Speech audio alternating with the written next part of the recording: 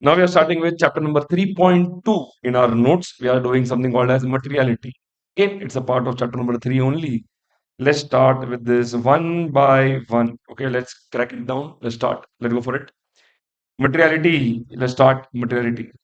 Materiality has in total 9 questions. Let's jot it down first. That is question number 1, question number 2, question number 3, question number 4, question number 5, question number 6, question number 7, question number 8, and question number 9. So this is basically your materiality flow. Okay. Let's start with each one of them one by one. Let's start. First, the big one. What is materiality and perform materiality? Now, you know very well. We had spent around 1.5 hours to 2 hours in the class just to understand this concept, materiality. For this one question, we had invested a lot of time. Now, let's start with materiality. What is materiality benchmark? Sir, the auditor can have a materiality benchmark for financial statement as a whole if in specific circumstances the auditor feels that a separate materiality benchmark is required for any specific transaction, account balance, or disclosures. In that case, the auditor can have a separate materiality benchmark there. Materiality for financial as a whole, in our example, if you remember, was 10 lakhs. And for sales, we had taken separate transaction. We had taken it as 5 lakhs. For any materiality benchmark that you take, you will not tolerate any mistake above that materiality benchmark, and that is why that level is your materiality level. Okay. Any accounting mistake above that level is called as material misstatement. Material misstatement. Simple. It's called as materiality. So materiality benchmark is nothing but the amount or amounts that the auditor has set above which the auditor will not be able to tolerate any misstatement. And if the misstatement crosses that level, we call it as material misstatement. Okay. Then we did performance materiality. Performance materiality is what? Sir, the level up to which the auditor works and checks all transactions and hoping that below that level, the uncorrected and undetected misstatements in aggregate don't cross a materiality benchmark. That level up to which you work is called performance materiality. Now, materiality can be for, will 100% be there for financial statement as a whole. Materiality can be there for any specific transaction, account balance, disclosure. Similarly, performance materiality also in the similar manner can be there for different types of transaction, but the auditor needs to understand how to control that matter. That is how it works. Okay. Let's go to the next part here. Let's start. Question number 2, your favorite one. I know this is your fan favorite question. Factors that affect materiality benchmark. We have our dear woeful lie. Let's start. Volatility, ownership structure, and the way it is financed. Finance statement elements, users, attention, nature of the entity, life cycle, industry, economic environment. This is what we did. So, question number 3, sir, how do we take the relevant data for choosing a benchmark? Sir, we can take the prior period data, we can take the period to date, we can take the budgets or forecast, we can look for the significant changes, or we can directly take a percentage applied. Okay, that is what we had seen. Okay, that is basically question number 3. Question number 4 is on the screen itself. Answer also. Concept of materiality in the context of preparation and presentation of financial statements. In this case, what do we see? Very simple.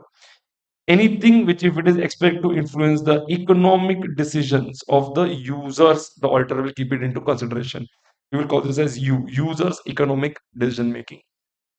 Second, the auditor will, for materiality, will look at the surrounding circumstances. That is why, if you remember, in understanding the entity and its environment, we take a reoffense. In that, R and I is nothing but regulatory and industry factors. Okay. After that, we see that we look at the needs of the users as a group. Needs of the users as a group. I'm not going to give individual materiality level for different users. For me, the needs of the users, I'll take it as a group, simple, as a whole. Next, judgments about misstatement provide for a basis for what? First is risk assessment procedures. Auditor will use his judgment and see what risk assessment procedures he has to do.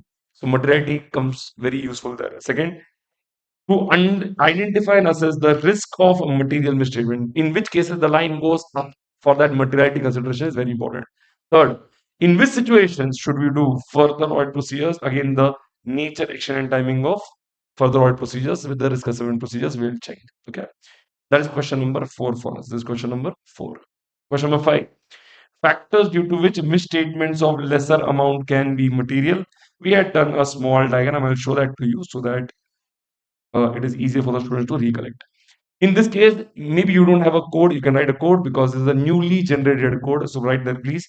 We have a code called Lara has the separate key. Tell me the code is Lara has a separate key. So if you're a cricket fan, then you know Brian Lara. If you are a fashion fan, you know Lara Datta, who is a former Miss Universe. I know you have no clue. You guys are what generation are you? Generation whatever. Look here, see. Look here, see. First is law regulation AFRF. Law regulation AFRF. So for that we have Lara LARA. Lara has a separate key. Separate means separate disclosures, and key means key disclosures in the industry. In the industry. Comfortable? Lara has a separate key. Okay, you can just write it there. I know you have the diagram with you. You are doing a revision right now. So diagram is there with you. You can just write it there. Okay. Lara has a separate key. Simple. This is what we have done. This is question number 5 for us. Okay. In which cases the misstatements of lesser amount can also be material? We have done this. Sir, if it is going against any law, regulation, AFRF, then even if the amount is less than the materiality benchmark, but the nature of transaction is such that it may affect the user's economic decision making. Hence, we should check as an auditor. Sir, if some key disclosures as per industry were required to be given, the auditor will check whether those disclosures are given or not, even though the amount may be less than materiality benchmark. Third, separate disclosures are required to be given, let's say, as per accounting standards or any other matter. And if they don't do that, in that case, the auditor will still check it because it is important for the user's economic decision making. Easy to understand this area. Question number 5. Okay. Let's do question number 6. Revision in materiality. Very simple. RDR changes, new changes. If there is any changes in circumstances, in that case, I can lower the materiality benchmark. New information that I get, let's say there is 7 directors in the company resigned together. Out of there were 10 directors, 7 of them resigned together. New information from for me. Suddenly I'll realize, oh my god, big thing has happened. The risk factor goes up, hence the materiality benchmark can get revised. Last is changes in the understanding of the entity and its environment. Any information regarding the entity, let's say a big court case has been filed against the company. In that case, it will signal alarm bells in my mind. Risk factor goes up, materiality benchmark may come down. Okay. Next. This you know very well. What you thought, anticipated. What you got, actual. You thought, what you got. What you thought, what you got. That difference is called exception. It is called as exception. So that is basically this. Basically this. Easy. And finally, we have performance materiality, as you know very well. Whenever line goes up, it means we have identified as a risk of material misstatement. We have to bring the line down. That is, we have to do more extra work. Whenever you do more extra work, performance materiality keeps going down. So if you remember our materiality example, we started with 5 lakhs, came to 1 lakh, came to 10,000. That is performance materiality. The nature, time, extent of further audit procedures. Are we there here? Yes or no? Comfortable? Okay. That completes this part here. Okay. Let's go to the next one. We go to the next area. Let's start documenting materiality. Very, very simple. Question number 7. Very easy answer. We look at the materiality of management as a whole. 10 lakhs was the example with which I taught you. Then, if applicable, any materiality level or levels for any particular class of transaction, account balance, or disclosures. We took the transaction of sales in which materiality benchmark was 5 lakhs in our example. Next, any the performance materiality. So, at what level did you come to check all the transactions below which you're hoping that the uncorrected, unrelated misstatements don't cross the materiality benchmark? That is called performance materiality. And finally, any revision of A to say as the audit progressed. Any changes which they are there, you will note in your documentation. Remember, documentation is only for the auditor. He may share with someone, may not share with someone. Okay. Auditor will not disclose his materiality levels in the audit report for the shareholders. He will not. Okay. It is for his own purpose. Are you there with me, yes or no?